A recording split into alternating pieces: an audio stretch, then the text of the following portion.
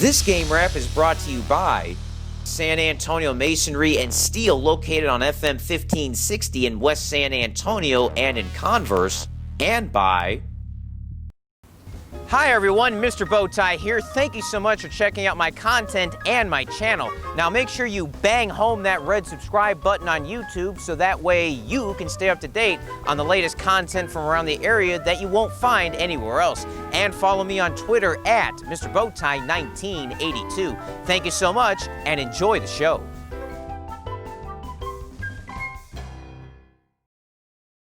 The Reagan Rattlers look to continue their strong defensive season as they take on the team that they were birthed out of. That would be the Churchill Chargers. The Rattlers haven't had much trouble with Churchill in recent years. They've won 13 in a row in the series. The last time that they lost to the Chargers was in 2006. Back then, future NFL star Ty Summers was 10 years old. The Rattlers had a great defensive performance last week against Madison, shutting out the Mavericks in the second half and held them to just 3 second-half first downs in a 38-14 win, their first win over the Mavericks in 3 years. The Chargers, meanwhile, were in it with Johnson last week for a while. They were up in the second quarter, but the Jaguars scored 38 straight points to put that game away, and the Chargers are right now fighting to stay in that 6-for-4 playoff race. How would the matchup play out? Hey, let's take you into the Hero Stadium behind me and check out all the action brought to you by our newest sponsor, San Antonio Masonry and Steel. In warm-ups, you saw number 36 for Churchill. That is Braden Flowers. The sophomore two-way player is the cousin of Seattle Seahawk Trey Flowers. Braden will certainly be fun to watch over the next few years. There is the legendary TV radio voice Gary DeLon talking to Churchill head coach Ron Harris in pregame. 61 years in the business and was there when Jack Ruby shot Lee Harvey Oswald in 1963. There's an old saying that imitation is the sincerest form of flattery. This game nearly imitated last year's matchup all the way down to the finite details. Second Churchill drive of the game started at their 2 after a goal line stand. Quarterback Christian Smith passed to Caleb Harrison for a nice gain, but somehow Harrison kept his footing, made the nice ballet move to regain his balance, kept going, and picked up a lot more yardage. 73-yard gain all the way down to the 2. That led to a Churchill touchdown, 7-0 Chargers as the drive went 98 yards. The game stayed 7-0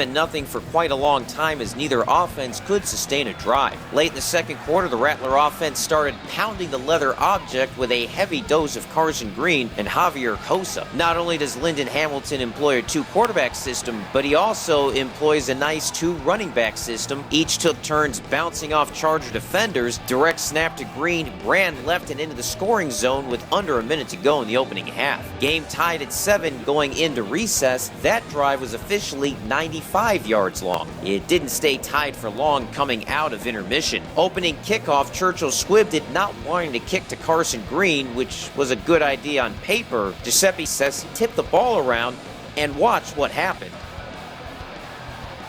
They didn't want to kick to Carson Green. They should have just kicked it out of bounds and taken the penalty. 78-yard kickoff return for the touchdown. Green wears 13. Doubling that gives you 26, which is what Giuseppe Sessi wears. 2 touchdowns in 56 seconds spanning across intermission. Chargers try to trick play to get back into the contest. Ryan Vigil pass up for quarterback Christian Smith, but great defense on the play by Jaden Staggers. Next Rattler drive and more leather football pounding by Cosla and Green. They look like the old CFL star Mike Pinball Clemens as both bounced off the defense like a pinball. The running not only shortened the defense's energy, but significantly shortened the game. Touchdown eventually scored 21-7, and the game was just opening up. That drive was 91 yards in length, the third 90-plus yard drive in the game between the two squads. Chargers were able to make a long play as Smith found Nick Karam for a first down into Reagan territory, but hang on a second, penalty marker down. Veteran referee Ron Isger signaled holding against Churchill, wipe out the play, and that essentially wiped out the competitive phase of the contest. The Chargers ended up punting because of great defensive plays like this by Roberto Sada.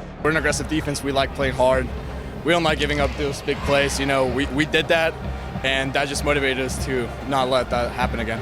Churchill had that long 73-yard play early in the contest. They had just 192 yards of offense on their other 55 plays. On to the fourth quarter and more Carson Green leather football pounding. Cosla ran by almost everyone in black. Nice stiff arm on the play. Would eventually score a couple of plays later to make it 28-7. Green and Cosla each had 2 rushing touchdowns. Cosla 140 rushing yards, Green 135, 284 total for the Rattlers. Rattlers pick up win number 14 in a row over Sir Winston and their 16th in a row over schools that start with the leather C. 35-7 the final, which also included a goal line stand by the Rattler defense late in the contest. For the second straight year, the Rattlers shut out Churchill over the final 3 quarters. It was the second straight year that Churchill scored the first touchdown and never scored again. The defense pitching a second half shutout for the 3rd straight week.